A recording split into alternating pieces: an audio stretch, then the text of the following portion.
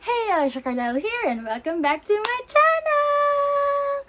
For today's video, we are back again with another Halisha because I'm Elisha and this is a haul video. So for today's Halisha, I am going to show you some ukay clothes that I've got. To be clear, this is a collective ukay haul and hindi po ako ngayon nag-ukay. Just a safety reminder that COVID-19 is still around the corners. Sa ukay kasi talagang and talagang hindi mo na mapapansin yung mga people around you kasi focus ka sa damit. Kasi kapag nag-ukay ka, you dig as much as you can para lang makahanap ng magandang pieces. Just be extra careful kapag mag-uukay kayo. Before nyo siyang suotin, make sure to sanitize it properly, to wash it properly. So yun lang naman, mga reminder lang, no, pang nanay. And tingnan nyo naman ang aura natin ngayon, parang naka-clip talaga tayo, no, para pang ukay vibes talaga kasi sa pag-ukay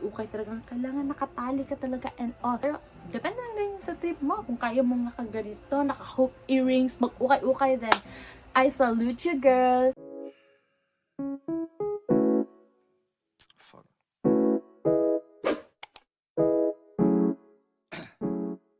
First and pinaka-favorite ko sa lahat ng ukay purchase ko sa buong buhay ko. May ganun. Look at this, guys. This is a denim jacket and it is Gap. Gap siya, girl. So, matagal ko na to siyang nakuha and by that time, talagang usong-uso yung mga denim jacket. And denim jackets never go out of style. You know what I'm saying? So, sobrang ganda niya and sobrang kapal. Talagang from Gap talaga siya. Nafe-feel ko talaga from Gap ito siya. And it is just only for, guess mong price. Tapos mo mga guess. 50 pesos! 50 pesos na siya. Siyempre, pagkita ko nito, talagang ginwrap ko na siya ng bonggang-bongga. Pagbili ko nito, madami pa siyang stain. Parang yung mga taya-taya. Ano ba ang taya sa Tagalog? Parang yung mga rusty vibes.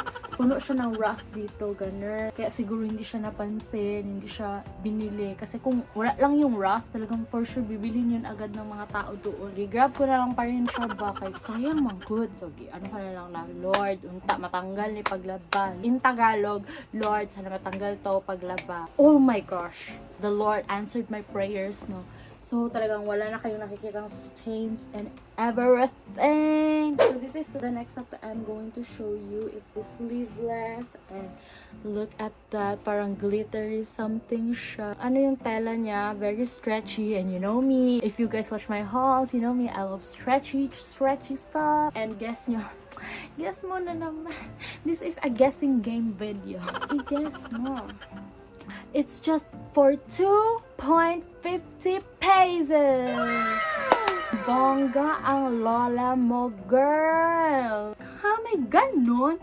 Oo, may mga tag-2, may mga tag-piso man ganun. Like, ang sign niya talaga is duha 5. Duha 5 means 2, 4, 5 pesos. So, bakit siya 2.50? Kasi ito yung pair niya. Mas malalako kayo dahil kung makita niyo yung pair niya. Ito yung pair niya.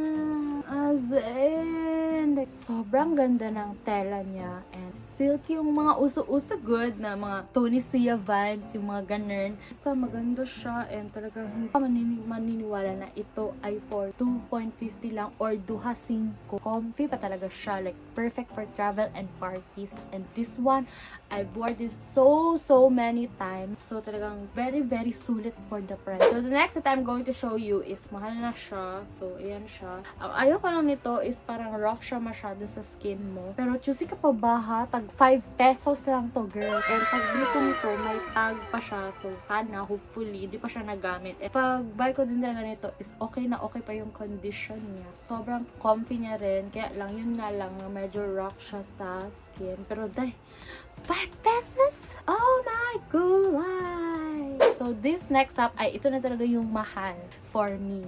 Mahal na to kasi for me, kapag nag-uukay-ukay ako, dapat yung mga tops tag 5 pesos lang, tag 10 pesos, 15 pesos. Pumunta kami sa isang, medyo social na siya na ukay-ukayan dito sa Davao. By the way, itong mga tops na to, nabili ko sa Bangkerohan. If you're from Davao, you really know that Bangkerohan is the OGs of all ukay-ukay stuff in this city. And this one, medyo mahal na siya. Ito kasi kasuok-suukan lang to sa palengke, ganun. Ito, may stall talaga siya, kaya mahal na siya. And it's for 25 pesos. Akala niyo naman gano'n kamahal, no? Pero for me kasi, mahal na yan sa ukay-ukay.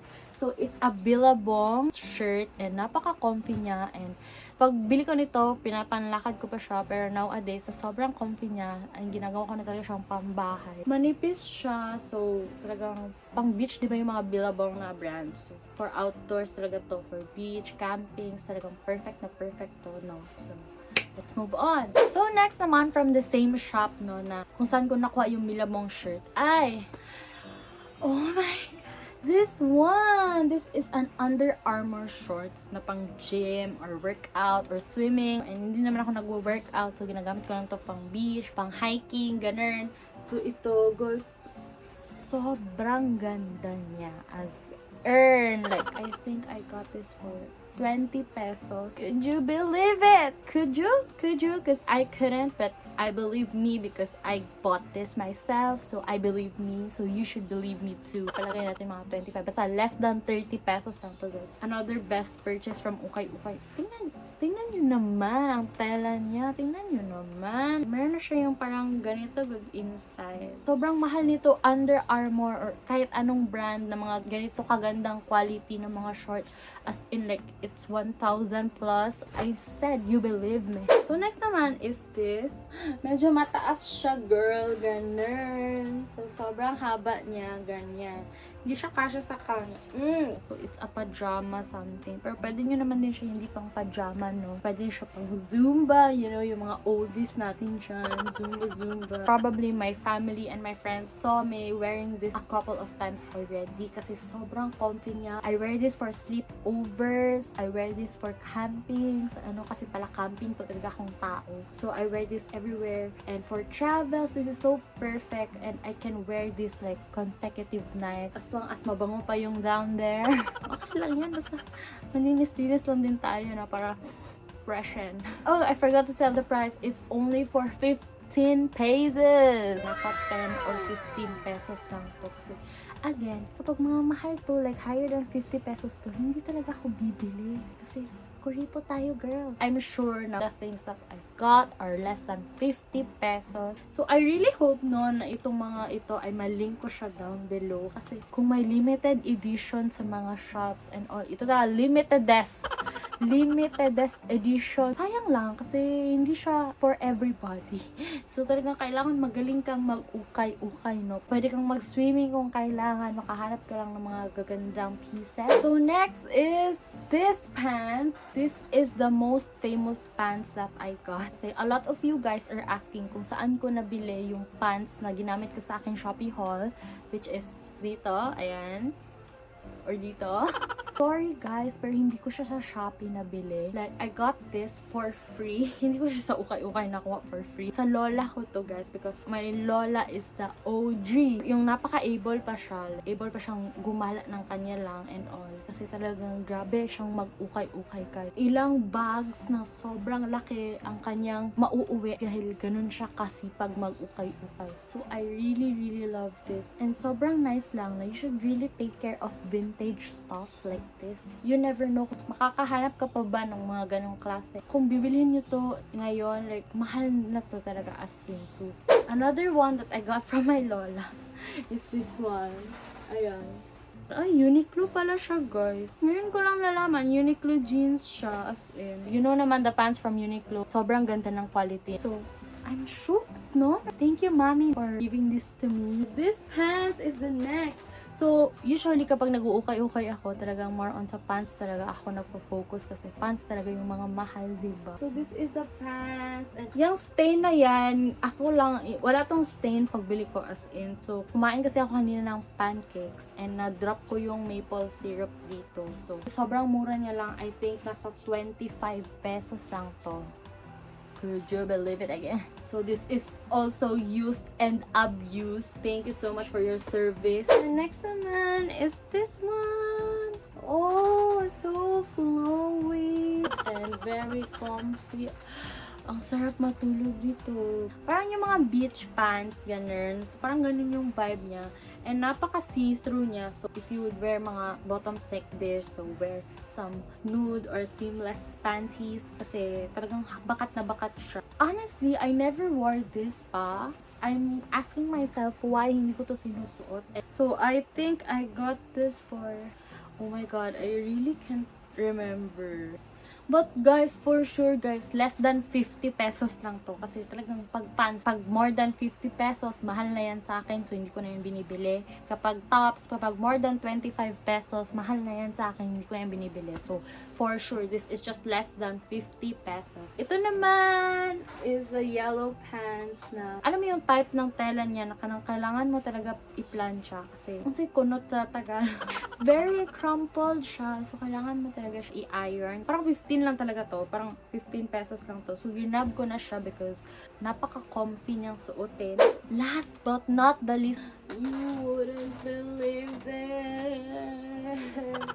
Parang wool pants. Alam niyo yung ang kapal ng tela niya. I know that this is super expensive because I kept on searching mga ganitong pants online. And I really know that this one's expensive na. And I'm so happy that I got this a long time ago. Sa ukay-ukay. And this is just for 25 pesos. If you know me personally, I really love these pants, and you probably saw me wore this a couple of times already, and it's because it is really my style and it's so comfy. Like, I don't mind wearing this all the time. This is one of the best purchase that I've got sa ukay-ukay. So I think that is it for this video, and I really hope that you guys enjoyed another haul. And I know na puro haul na tayo dito sa channel ko, but guys, it's just the only thing that I can do right now kasi talagang limited lang yung mga actions na pwede natin gawin at this time. And I really missed ukay-ukay talaga, I swear. But again, if you can not yet ukay muna, just don't muna. If you do, just be extra